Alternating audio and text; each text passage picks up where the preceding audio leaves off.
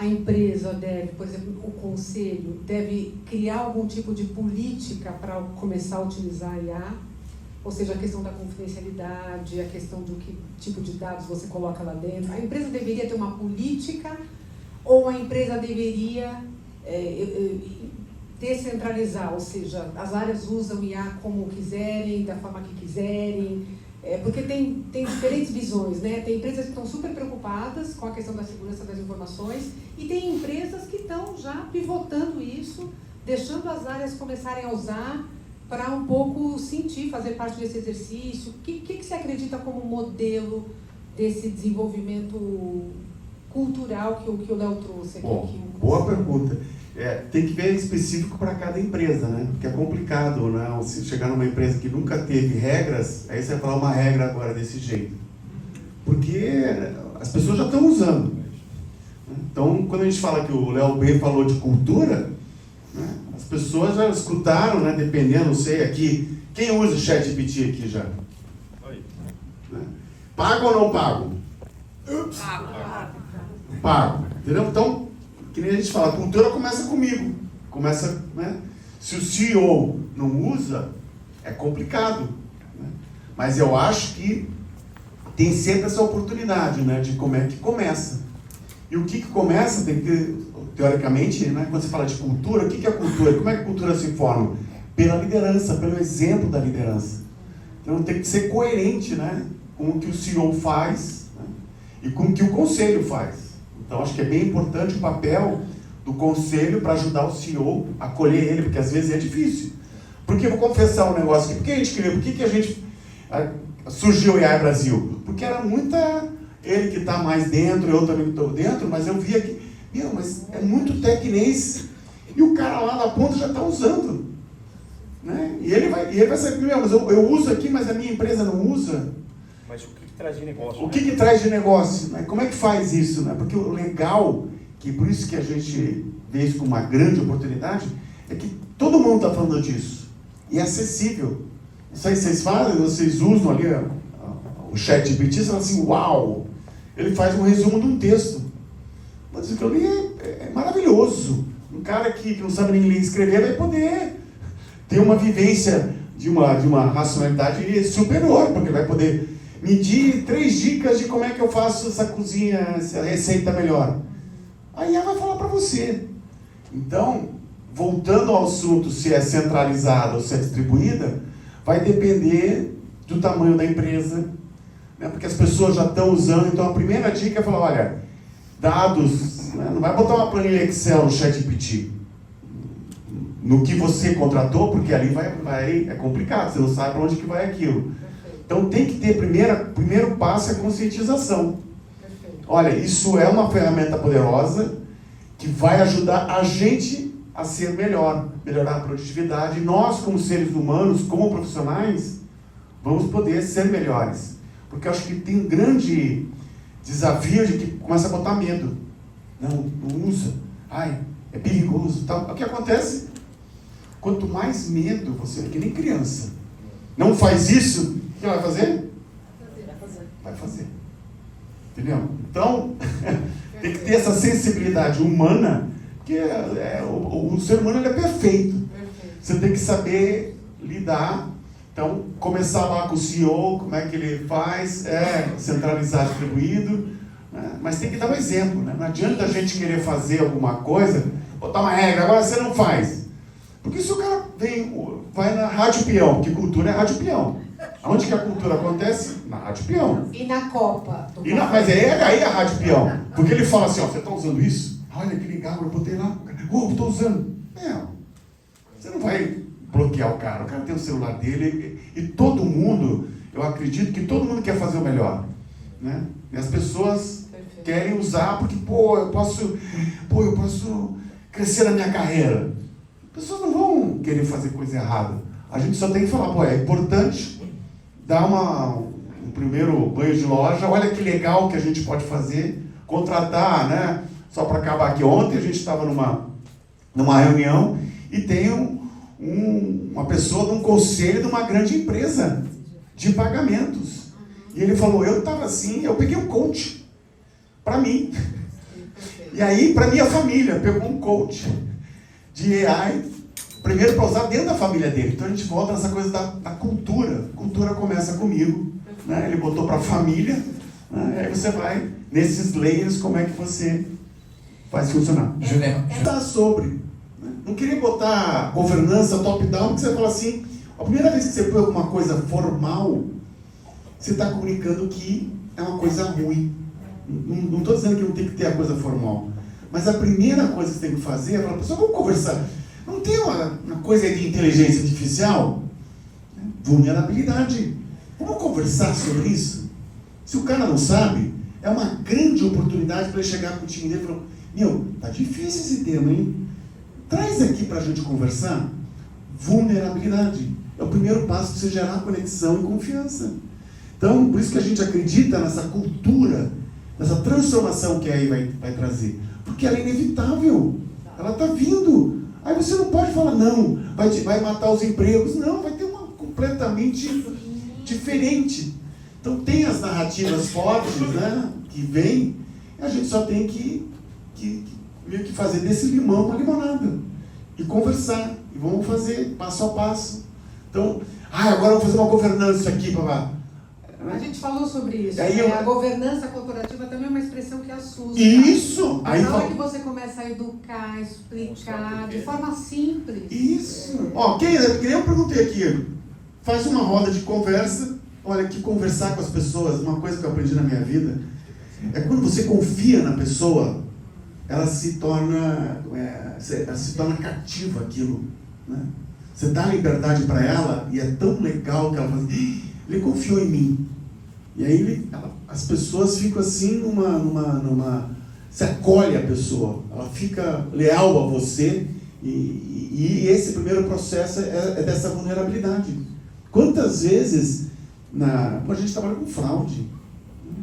Tinha clientes que às vezes que faziam nhaca com a gente e a gente chegava lá e falava, olha, isso está errado, né? Não dá certo. E aí o cara, não. Aí depois eu aprendi que não adianta você querer fazer jeitinho, porque com fraude, ela pá!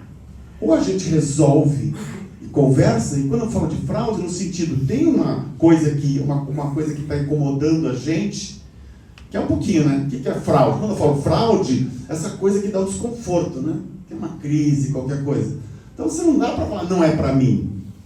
É uma grande oportunidade de aprendizado. Dessa coisa que está vindo, vamos ver o que a gente pode fazer. E chamar as pessoas. Porque o jeito melhor para você gerar conexão é falar, esse negócio é difícil, hein? O que a gente pode fazer? Reúne os líderes, reúne o conselho. E fala assim, o que você entende? E a outra coisa, não julgar você não sabe. Né? Entendeu? Porque a pior coisa é que você fala, você não está usando ainda. Não, vamos ver como é que a gente pode fazer. Então, tirar essa coisa do preconceito, conversar e fazer isso natural. E só para acabar, né, que esse tema é tão interessante, né, Léo? Eu acredito que a vida não é inteligência artificial. Ela é do ser humano. Ela é nossa. Ela é uma inteligência natural. A gente só tem que acolher. A tecnologia é uma coisa nossa, né? E a tecnologia está aí fazendo uma transformação para melhorar a vida do ser humano. Então é isso que tem que falar, o lado bom das coisas, não ficar com o lado ruim, porque traz medo, traz insegurança, traz uma porrada de coisa. Então vamos acolher o inevitável, né? Amor fati, né? Estoicismo, né? Nietzsche, filosofia. Olha para aquilo, olha que legal. Como é que eu tiro proveito daquilo? O tamanho da sua expectativa ao mesmo tempo da sua frustração. Eu digo que a vida tem que ser a adaptabilidade. Como é que a gente se adapta a esse tipo de coisa? E a adaptabilidade está ligada na tua necessidade. De fato, tem empresas que é pequena, mas eu acho que ele precisa. Acho que sim, mas qual é o resultado disso? Por que eu tenho que me adaptar a essa tecnologia? O que essa tecnologia que o Pedro falou é essas discussões? Então, não sair acelerando e vai se frustrar e vai, como foi metaverso. Todo mundo viu aqui, metaverso, tudo vai entrar. Você tem um problema de latência no mundo. Você tem um problema ainda de processamento no mundo. Calma, é a mesma coisa em IA, vocês estão vendo. Né? Pô, tem um problema de energia para suportar toda essa capacidade, tem um desafio ainda. Legal, tal, mas a gente nunca pode esquecer uma coisa que ninguém, ou poucas pessoas no final do dia refletem. A matéria-prima da inteligência é o seu dado. Aí tem empresas que querem usar IA e não tem dado. Por isso que eu te falo, acho que aqui tem caminhos e frameworks que ele é importante discutir. E aí, isso seja para uma grande, média e pequena, esse sempre vai ser o desafio. Né? Então, se alimentou com dado ruim, vai sair coisa ruim. Né? Então, mas aqui o ChatGPT não me responde sobre... Claro que não, ele não foi treinado. Tem um outro número que eu acho que é importante a gente trazer sempre.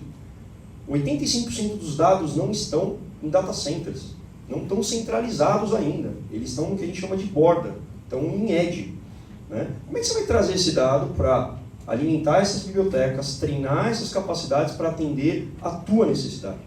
Então, acho que aqui tem vários desafios, mas que eu começo com essa primeira coisa, né? Expectativa e frustração. Se você é uma companhia que chega lá e gera uma puta expectativa, isso aqui vai me resultar, você vai se frustrar, que é o que, se você pegar todas as pesquisas, McKinsey, KPMG, todo mundo fez isso em 23.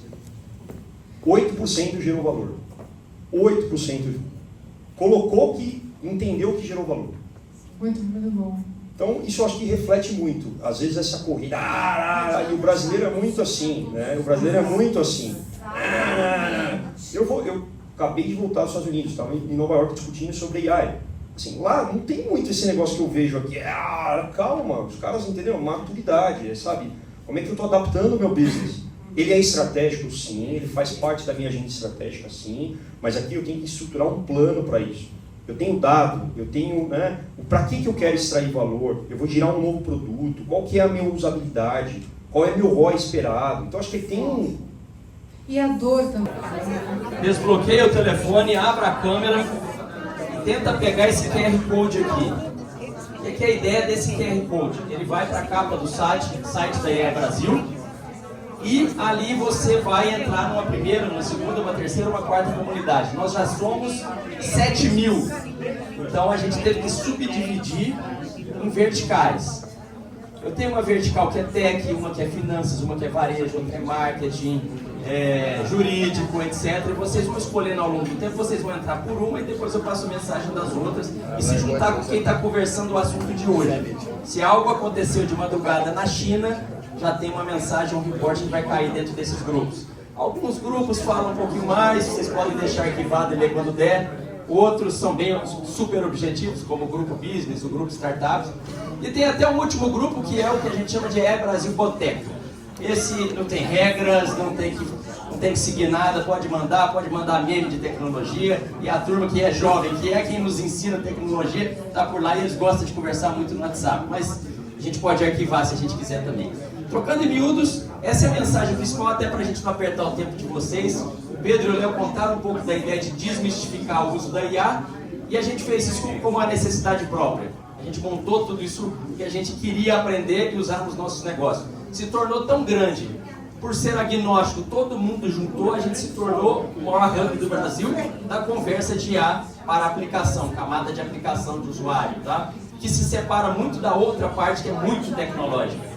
Não é qualquer um que vai simplesmente começar a conversar sem ter estudado 3 anos de matemática, física, estatística, e aí você realmente vai precisar contratar semânticos aí para analisar. E a última mensagem que eu queria deixar para vocês aqui, que a EA Brasil não tem missão nenhuma de monetizar, de fazer grana.